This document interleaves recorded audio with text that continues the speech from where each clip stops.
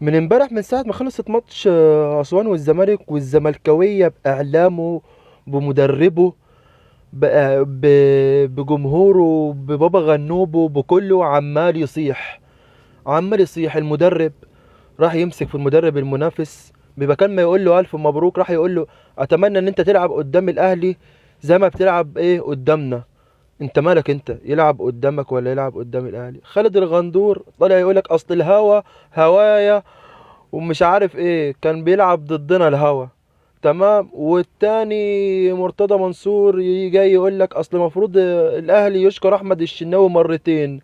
وجمال عبد الحميد طالع يقول لك اصل انا هراقب اسوان ليه يا عم؟ انت شغال في الرقابه الاداريه؟ يا عم راقب نفسك، راقب فريقك يا عم.